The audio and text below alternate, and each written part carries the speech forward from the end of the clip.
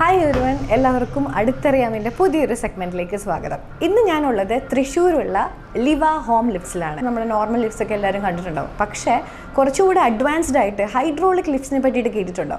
So ഇന്ന് നമ്മൾ അങ്ങനെ ഒരു ഫേമിനെ പറ്റിയാണ് പരിചയപ്പെടാൻ പോകുന്നത്. തീർച്ചയായിട്ടും 2017 തൊട്ട് ലിഫ്റ്റ്സിൻ്റെ രംഗത്ത് മറ്റൊരു ഇന്നോവേഷൻ കൊണ്ടുവന്ന് മറ്റൊരു ചരിത്രം തന്നെ തിരുത്തി എഴുതിയിരിക്കുകയാണ് ഇവരെല്ലാവരും ചേർന്ന്. സോ തീർച്ചയായിട്ടും അതിൻ്റെ അമരക്കാരായിട്ടുള്ള രണ്ടുപേരുണ്ട്. സോ രണ്ടുപേരും നമുക്ക് പരിചയപ്പെടാം. ബാ.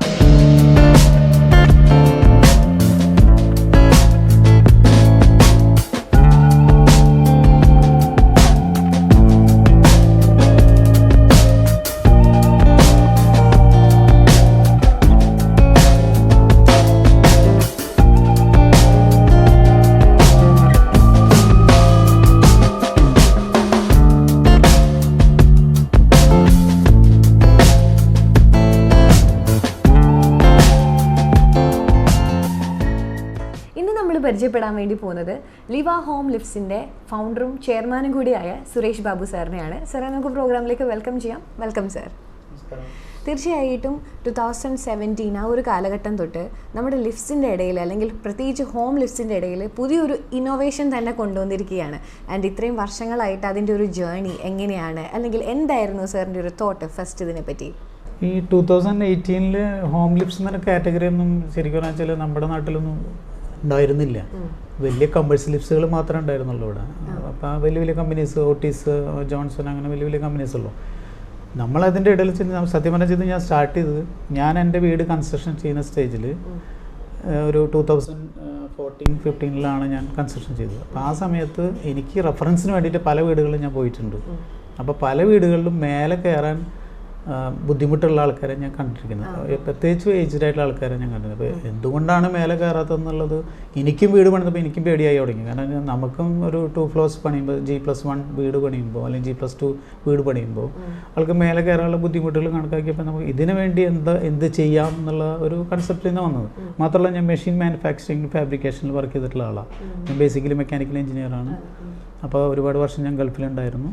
അപ്പോൾ ഇതിൻ്റെ ടെക്നോളജി ഒക്കെ ആയിരുന്നപ്പോൾ ഞാൻ എൻ്റെ വീട്ടിലൊരു ലിഫ്റ്റ് വയ്ക്കാം, സിമ്പിളായിട്ട് എങ്ങനെ ചെയ്യാൻ പറ്റും. പിന്നെ പതുക്കെ ഞാൻ ഇത് ഡെവലപ്പ് ചെയ്ത് വന്നപ്പോൾ ഒരു കോമ്പാക്ട് ലിഫ്റ്റ് എങ്ങനെ ഒരു ഹോം യൂസിന് എങ്ങനെ ഉണ്ടാക്കാം എന്നുള്ള ഇതിലേക്ക് വന്നപ്പോഴാണ് ഇതിലേക്ക് വന്ന് നമ്മൾ ലാൻഡ് ചെയ്തത്. സോ തീർച്ചയായിട്ടും നമ്മൾ ലിഫ്റ്റിൻ്റെ കാര്യത്തിലാണെങ്കിലും കോമ്പറ്റീഷൻസ് അധികമാണ്. അപ്പോൾ തീർച്ചയായിട്ടും ഒരു ഹൈഡ്രോളിക് ലിഫ്റ്റ് എന്ന് പറയുമ്പോഴത്തേനും കുറച്ചേറെ വേറിട്ട് നിൽക്കുന്ന കുറേ കാര്യങ്ങളായിരിക്കും. അപ്പോൾ എന്തൊക്കെ കാര്യങ്ങളാണ് നമുക്ക് ലിവ ലിഫ്റ്റിന് എടുത്തു പറയാനുള്ളത്? ഞങ്ങളുടെ ഹൈഡ്രോളിക് ലിഫ്റ്റ്സ് തന്നെയാണ്. പക്ഷേ ഹൈഡ്രോളിക് ലിഫ്റ്റ്സിൽ, സാധാരണ ഹൈഡ്രോളിക് ലിഫ്റ്റ്സിൽ നമ്മൾക്ക് പുള്ളി, വയറോപ്പ് ഇതൊക്കെ വെച്ചിട്ട് മിക്സ് ചെയ്തിട്ട് ഒരു ഹൈബ്രിഡ് ആയിട്ടാണ് കൊടുക്കുക. നമ്മളുടെ കേസിൽ സിലിണ്ടർ മാത്രമേ ഉള്ളൂ, ഹൈഡ്രോളിക് സിസ്റ്റം മാത്രമേ ഉള്ളൂ. വേറെ ഒന്നും നമുക്ക് റോപ്പോ വയറോപ്പോ അങ്ങനത്തെ പുള്ളിയോ ഒരു സിസ്റ്റവും ഇല്ല അതിൽ.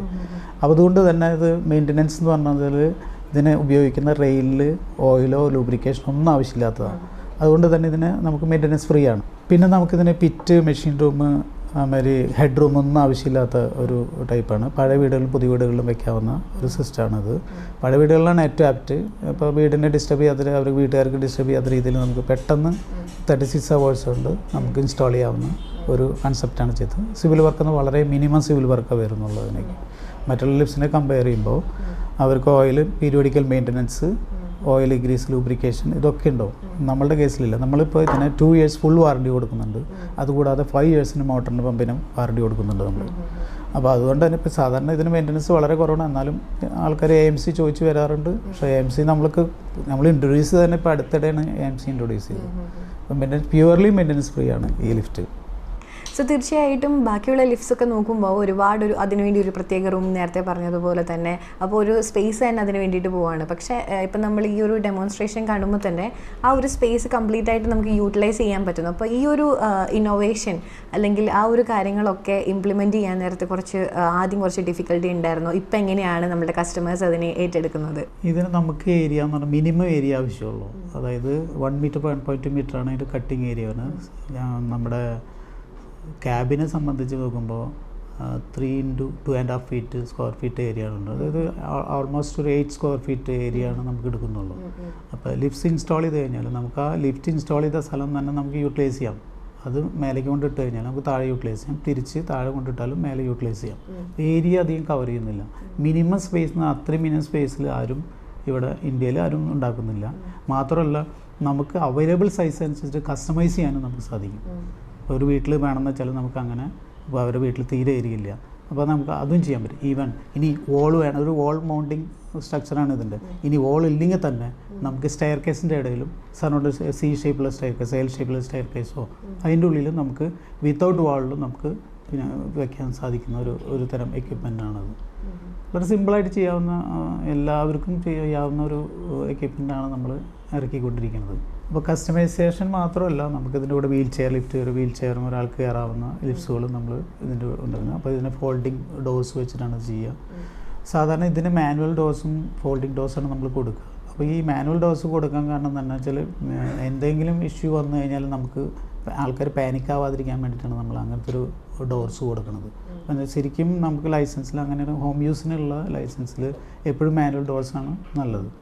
ഇനി ഓട്ടോമാറ്റിക് ഡോർസ് വേണമെങ്കിൽ അതും നമ്മൾ കൊടുക്കുന്നുണ്ട്. പക്ഷെ അത് ഓരോരുത്തരുടെ കസ്റ്റമറുടെ ഇഷ്ടം അനുസരിച്ചിട്ടാണ് നമ്മൾ ചെയ്യുക. അതിൻ്റെ മറ്റൊരു പ്രത്യേകത എന്താണെന്ന് വെച്ച് കഴിഞ്ഞാൽ നമുക്കിപ്പോൾ ലിഫ്റ്റ് ഇൻസ്റ്റാൾ ചെയ്ത് കഴിഞ്ഞാൽ, ഇപ്പോൾ സപ്പോസ് ആൾക്ക് വേണ്ട നമുക്ക് മാറ്റി സ്ഥാപിക്കാനും ഈസി ആയിട്ട് ഇത് നെറ്റ് ബോൾട്ട് സിസ്റ്റമാണ്. ജസ്റ്റ് ഊരി കൊണ്ടുപോയിട്ട് നമുക്ക് വേറെ സ്ഥലത്തും സ്ഥാപിക്കാവുന്നതാണ് ഈസി ആയിട്ട്. ഈവൻ റെൻ്റൽ ഹോമായാലും നമുക്ക് റെൻ്റൽ ഹോമിൽ പിടിപ്പിച്ചതിന് ശേഷം ആൾക്ക് വേണ്ടാന്ന് തോന്നി നമുക്ക് ഊരി കൊണ്ടുപോയി വേറെ സ്ഥലത്ത് പിടിപ്പിക്കാൻ പറ്റും. അങ്ങനെ ഒരു പ്രത്യേകതയും കൂടി ഈ ലിപ്സിനുണ്ട്. അടുത്തറിയാമിൻ്റെ ഈ ഒരു സെഗ്മെൻറ്റ് നിങ്ങൾക്ക് എല്ലാവർക്കും യൂസ്ഫുൾ ആയിരിക്കും എന്ന് ഞാൻ വിശ്വസിക്കുകയാണ്. സോ അടുത്തൊരു സെഗ്മെൻറ്റിൽ ബാക്കി വിശേഷങ്ങളുമായിട്ട് നമുക്ക് കാണാം. So bye from Devika.